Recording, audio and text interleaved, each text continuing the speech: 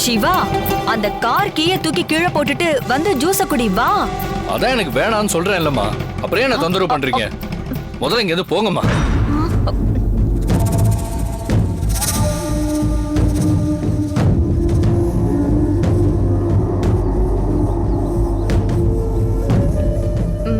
சிவா, அம்மா டிஸ்டர்ப் பண்ணாம போங்கம்மா.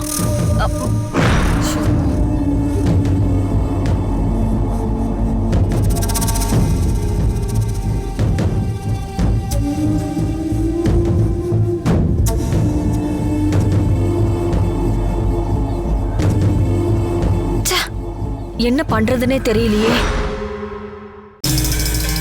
அவ வேற வெளியில வெயிட் பண்ணிட்டு இருக்கா. என்ன பண்ணலாம்? ஷோ,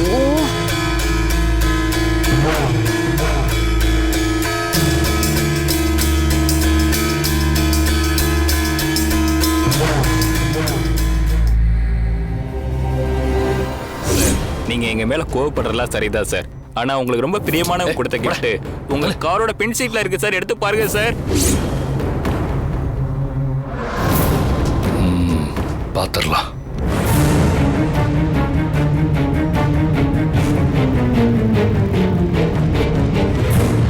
ஏ சிவா சிவா சிவா, எங்க கிளம்பிட்ட? எனக்கு சர்ப்ரைஸ் கொடுக்கறேன்னு இவ்வளவு பெரிய லாஸ் ஏற்படுத்தின அந்த டீம்ல இருக்கிற ஒருத்தன் என் காருக்குள்ள ஒரு கிஃப்ட் இருக்குன்னு சொன்னான். அதை போய் எடுத்து பார்த்தா யார் இதெல்லாம் பண்ணான்னு தெரிஞ்சிடும். சிவா, ஐயோ, காரியமே கெட்டு போச்சே. இவன் வேற போறான்.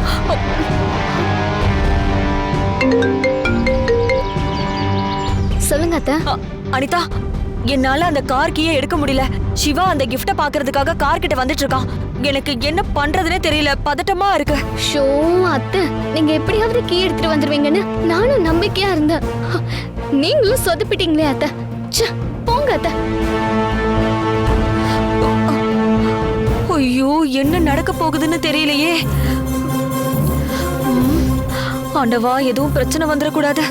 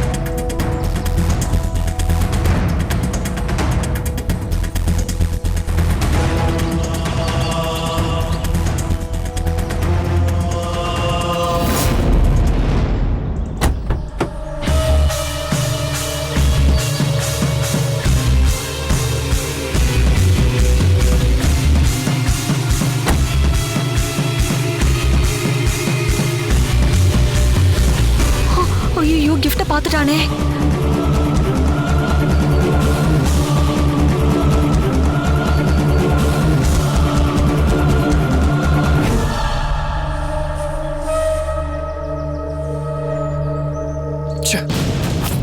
கிஃப்ட் பாக்ஸ்ல பேர் இருக்குன்னு சொன்னா பேரே காணுமே. அதை யாருன்னு தெரிஞ்சுக்கிட்டு உண்டு இல்லைன்னு பண்ணலான்னு பார்த்தா கடைசியில அந்த இடியட்ஸ் பேர் இருக்குன்னு பொய் சொல்லியிருக்காங்க.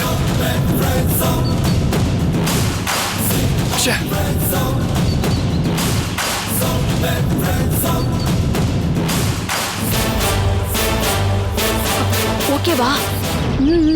ஓகே அத்தை.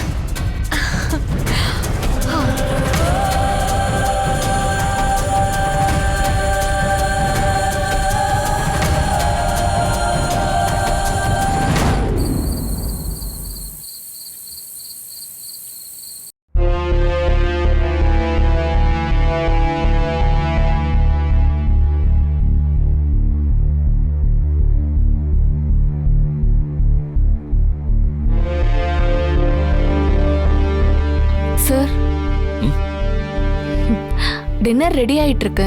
அதுக்கு முன்னாடி இந்த டீயும் பிஸ்கட்டையும் சாப்பிடுங்க சார். எனக்கு வேணாம், எடுத்துட்டு போ. காலையில இருந்து நீங்க எதுவும் சாப்பிடாம இருக்கீங்க சார். தயவு செஞ்சு இத சாப்பிடுங்க.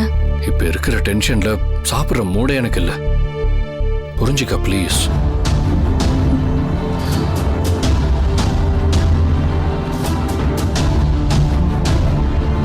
உங்க டென்ஷன் எனக்கு புரியுது சார்.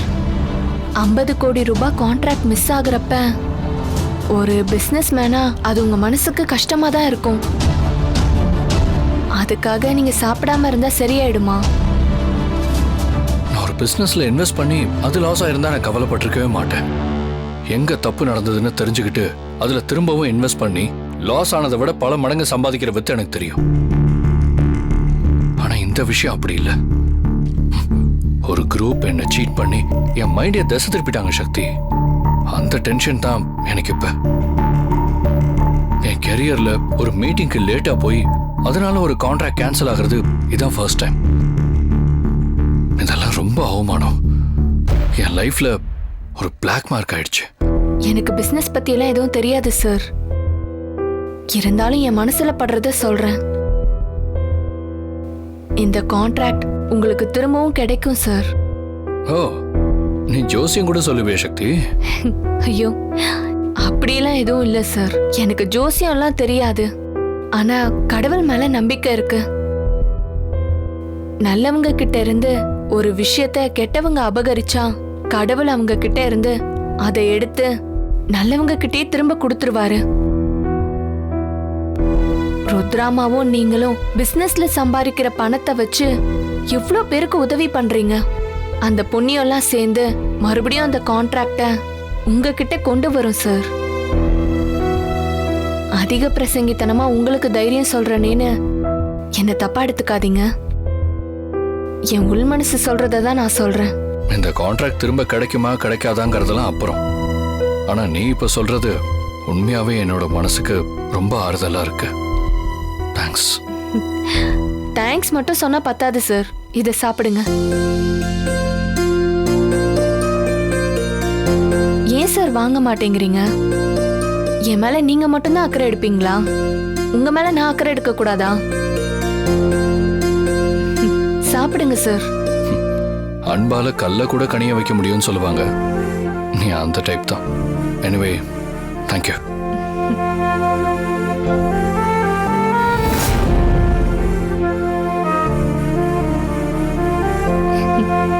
இப்பதான் சார் என் மனசுக்கு நிம்மதியா இருக்கு. இப்போதைக்கு இதை சாப்பிடுங்க. இன்னும் அரை மணி நேரத்துல டின்னர் ரெடி ஆயிடும். நான் வந்து கூப்பிடுறேன். ஓகே.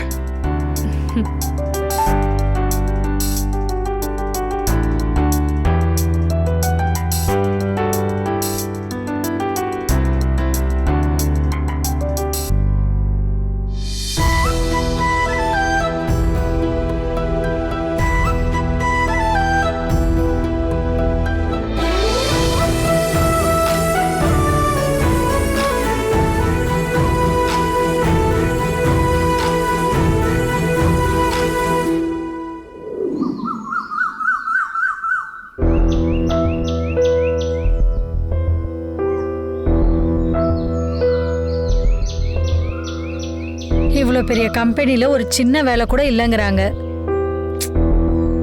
வேற எங்க தான் வேலை கிடைக்குமோ தெரியல. கடவுளே, வேலையை கொடு.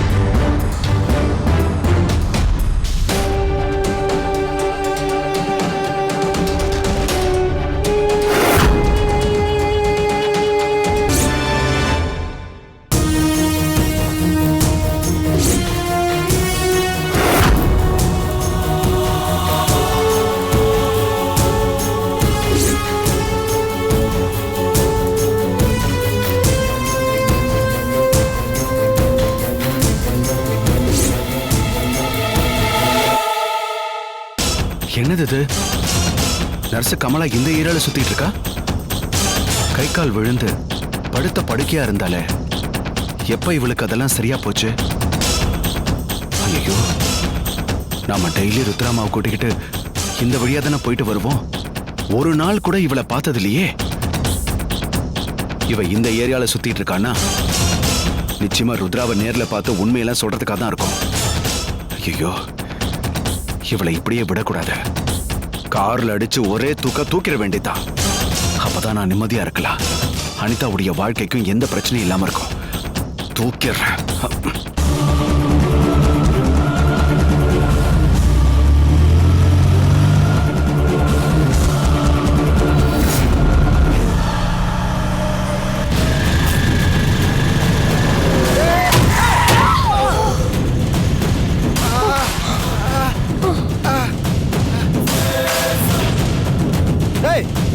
எப்பறம் ஓட்டுற வண்டி? அறிவில்லை உனக்கு? எப்பறம் ஓட்டுற வண்டியா? இறங்கி வாடகைல இறங்கடா, இறங்கி வாடகைல. ஏய் ஏய் நில்றா, ஏய் நில்றா, இடிச்சு போட்டு எஸ்கேப் ஆக பாக்குறியா? நிறுத்துறா வண்டியா. ஏய் எங்கடா போற? ஏய் வண்டி நிறுத்துறா. ஏய் நிறுத்துறா வண்டியா. ஏய் நிறுத்துறா, உன்னை எங்க போனாலும் விட மாட்டேன்டா.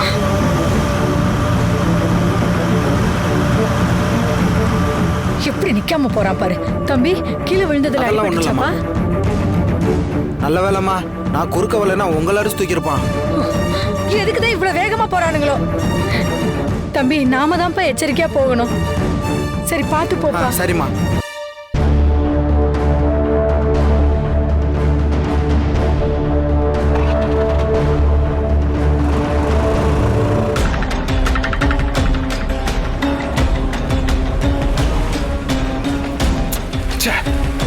இன்னைக்கு அவளை அடிச்சு காலி பண்ணிடலான்னு நினைச்சோம். அந்த வீணா போன ஸ்கூட்டர்காரன் உள்ள வந்து எல்லாத்தையும் கெடுத்துட்டான். இன்னைக்கு அவளை விடக்கூடாது. இந்நேரம் அந்த ஸ்கூட்டர்காரன் போயிருப்பான். அவ அதுக்குள்ளதான் இருக்கணும். அவளை எப்படியாவது கண்டுபிடிச்சு அடிச்சிட வேண்டியதான்.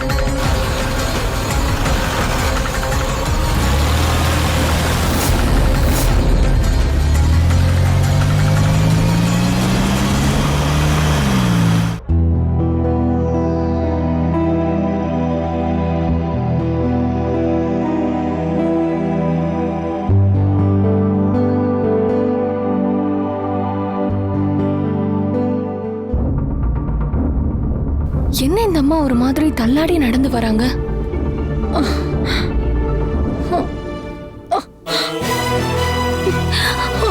ஐயோ அம்மா, என்னாச்சுமா? அம்மா வாங்க வாங்கம்மா, இப்படி உட்காருங்க. அம்மா அம்மா அம்மா அம்மா, என்னாச்சுமா? ஐயோ,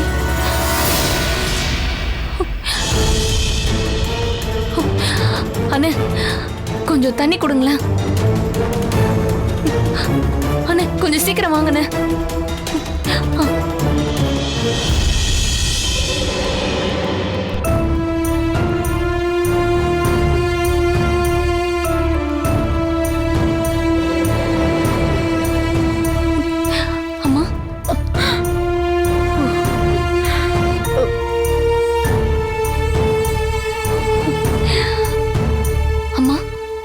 என்னாச்சுமா? ஒன்றும் இல்லைம்மா, லேசா தலை சுத்துற மாதிரி இருக்கு. அப்பப்போ மயக்கம் வந்துருமா. சரி இந்தாங்க தண்ணி குடிங்க.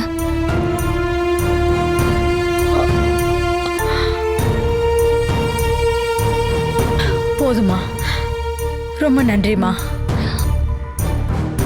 நீ போயிட்டு வாமா, நான் கொஞ்ச நேரம் உட்காந்துட்டு அப்புறமா போறேன். உங்களை இப்படி ரோட்ல தனியா விட்டுட்டு நான் எப்படிமா போக முடியும்?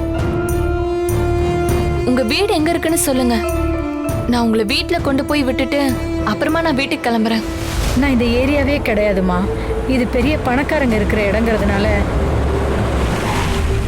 எங்கேயாவது வீட்டு வேலை கேட்டு சேரலான்னு வந்தேன். நானும் இங்க இருக்கிற வீடுங்க எல்லாத்துலயும் கேட்டு பார்த்துட்டேம்மா. எல்லா இடத்துலயும் ஆளுங்க இருக்காங்கன்னு சொல்லிட்டாங்க. அதான் என்ன பண்றதுன்னு தெரியாம நடந்து வந்துட்டு இருந்தேன்.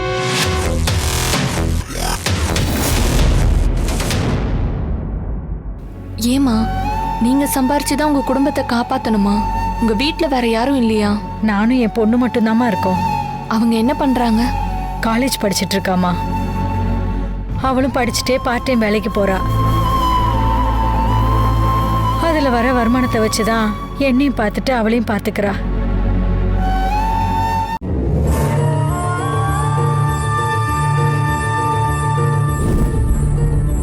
அதுக்குள்ள எங்க போயிருப்பா? இங்கதான் எங்கேயாவது பக்கத்துல சுத்திக்கிட்டு இருப்பா. இன்னைக்கு அவளை தேடி கண்டுபிடிச்சு அவ கதையை முடிக்காம விடக்கூடாது.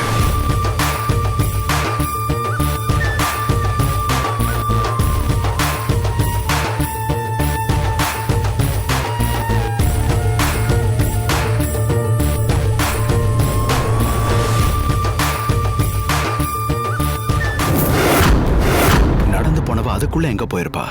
ஆளைய காணுமே. என்னம்மா சொல்றீங்க? உங்களுக்கு பழைய சம்பவம் எல்லாம் மறந்து போச்சா? ஆமாம்மா, அப்படிதான் என் பொண்ணு சொல்றா. நான் ஒரு ஹாஸ்பிட்டல்ல நர்ஸா வேலை பார்த்துட்டு இருந்தப்ப அந்த நேரத்துல நடந்த ஏதோ ஒரு விபத்துல எனக்கு பக்கவாதம் வந்துருச்சுமா. பக்கவாதத்துக்கு ட்ரீட்மெண்ட் எடுத்ததுல பக்கவாதம் சரியாயிடுச்சு. ஆனா பழைய சம்பவம் எல்லாம் மறந்து போச்சுமா. என் பொண்ணுதான் என்ன குழந்தை மாதிரி பாத்துக்கிறா. அவ ஒவ்வொரு நாளும் காலேஜுக்கு போறப்ப வெளியில எங்கேயும் போக கூடாதுன்னு தான் சொல்லிட்டு போவா. அவ கஷ்டப்படுறத பார்த்துக்கிட்டு என்னால வீட்டுல இருக்க முடியல.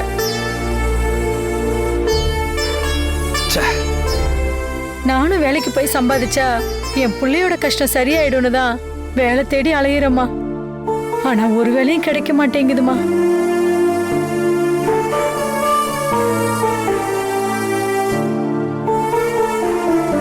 அம்மா, நீங்க எதுக்கும் கவலைப்படாதீங்க. உங்களுக்கு வேலை தானே வேணும். ஆமாம்மா. நானும் ஒரு வீட்ல வேலை தான் பார்த்துட்டு இருக்கேன். எங்க முதலாளி அம்மா ரொம்ப நல்லவங்க. கஷ்டப்படுறவங்களுக்குலாம் நிறைய உதவி செய்வாங்க. நான் உங்ககிட்ட சொல்லி உங்களுக்கு ஒரு வேலை வாங்கி தரேன். ஏம்மா, கண்டிப்பா வேலை கொடுப்பாங்களா? நான் சொன்னா கண்டிப்பா கொடுப்பாங்க.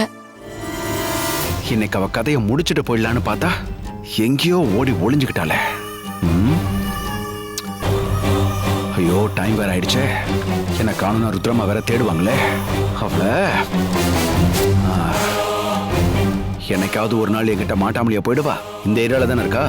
ஒரு நாள் கண்டுபிடிச்சு அவளை தூக்குறேன்.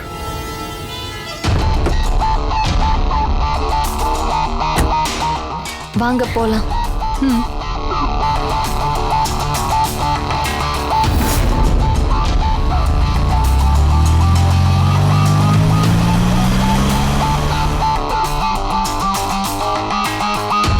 பார்த்து மெதுவா வாங்க.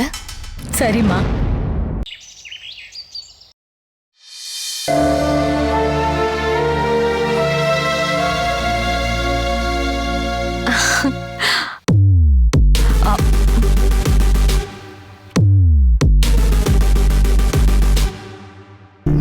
இதுதாம்மா நான் வேலை பார்க்குற ருத்ராமாவோட வீடு.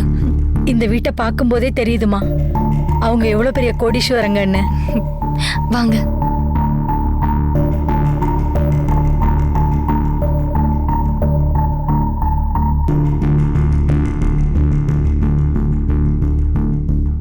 அத்தை, இவ யாரையும் கூட்டிட்டு வந்திருக்கா? வா, யாரு என்னன்னு விசாரிக்கலாம்.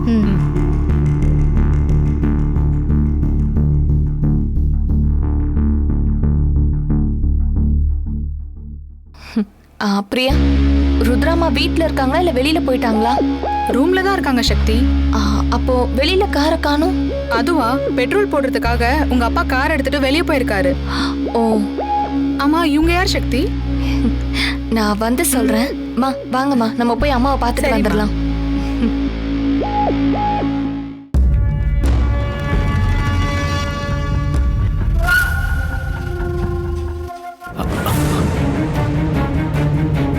கமலாவா?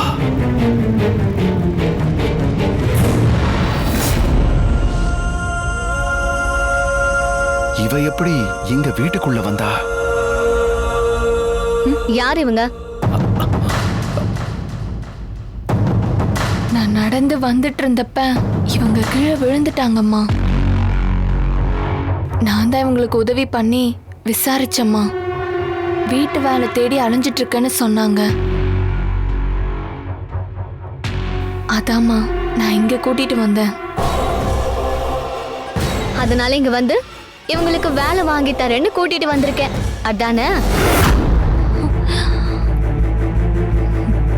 ஆமா. இவளுக்கு எவ்வளவு திமிரு இருந்தா என்ன துணிச்சலா வீட்டுக்குள்ள கூட்டிட்டு வந்திருக்கான்னு பாருங்க அத்தை. அதானே. ஏய், நீ ஏன் இந்த வீட்ல ஒரு வேலைக்காரி? நீ இன்னொருத்தைய வேலைக்கு கூட்டிட்டு வந்திருக்கியா? யாரை கேட்டு கூட்டிட்டு வந்த நீ? இல்லங்கம்மா, மலரக்கா அவங்க பொண்ணோட பிரசவத்துக்காக போயிருக்காங்க. அவங்க வருவாங்களா இல்லையான்னு கூட தெரியல. அதான் இவங்கள கூட்டிட்டு வந்தேன். ஆஹா, அதுக்காக நீ கூட்டிட்டு வந்தவளை நாங்க வேலைக்கு வச்சுக்கணுமா? முதல்ல உனக்கு யார் இந்த அதிகாரத்தை கொடுத்தது?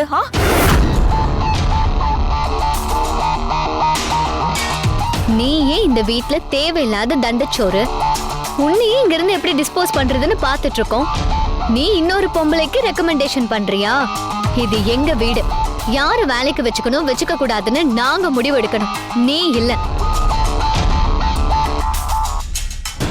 ஐயோ, அந்த கமலாங்கிற சனிய ருத்ராவை பார்த்துட்டா உனக்கு தான் ஆபத்து. ருத்ராவை பார்க்கறதுக்கு முன்னாடி அவளை அடிச்சு துரத்து, இல்லைன்னா நானும் மாட்டிப்பேன். நீயும் அவங்க பொண்ணு இல்லைன்னு தெரிஞ்சிடும். அப்புறம் அந்த சக்தி எஜமானி ஆயிருவா, நீ வேலைக்காரி ஆயிடுவ. துரத்தி விட்டுரு அனிதா. மலர் இல்லாததுனால அந்த வேலையும் சேர்த்து செய்ய வேண்டி இருக்கும்னு இவ சௌரியத்துக்காக தான் இந்த பொம்பளைய கூட்டிட்டு வந்திருக்கான்னு நினைக்கிறேன்.